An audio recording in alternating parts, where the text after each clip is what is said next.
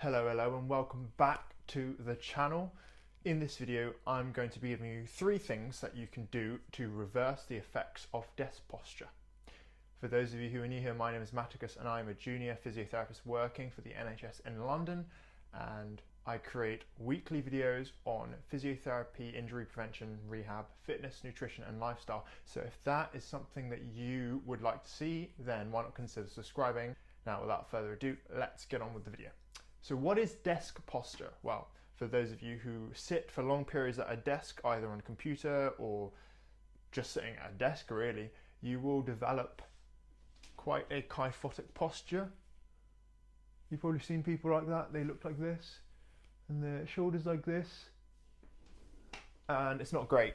It's not great because it can lead to problems with the neck, the lower back, the shoulders, mainly for people who don't really move about. So they sit at their desk for 8 to 10 hours a day and they don't really get up that regularly. What happens is that the muscles at the front become shortened, they become tight, they become weak, and the muscles at the back, your latissimus dorsi, your rear deltoids, your rhomboids, they all become loose because you're constantly in this hunched over kyphotic position. So here are some things that you can do to combat that. The first thing that you can do is a nice butcher's block stretch. So you can do this at your desk. I prefer to do this on a slightly higher up object. So you basically place your elbows onto the object and your head just a little bit further back so that you can really sink into that position. I use a lovely metal rod thing just to help keep my arms equidistant apart at all times. And obviously I'm not very warmed up in this video, so you can kind of see that I'm struggling to get the right depth, but I would usually push a bit harder. Make sure that I'm warm first and actually get a good stretch. So this is a stretch you want to do 3 times a day for 30 seconds.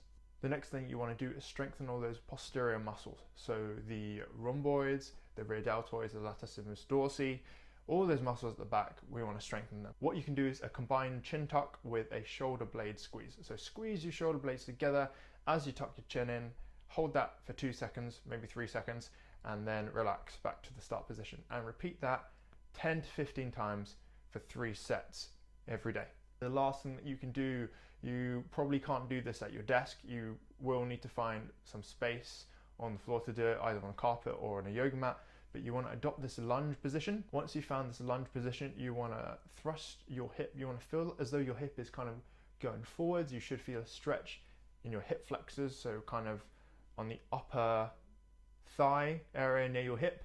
And then once you've got that position, you know you're in the right place to work all the hip flexors. You want to then perform these lunge lift thingies. I don't really know what they're called, but I use them to strengthen my hip flexors, because your hip flexors, they get tight, they get weak, they get shortened in the sitting position when you're sitting for the whole day.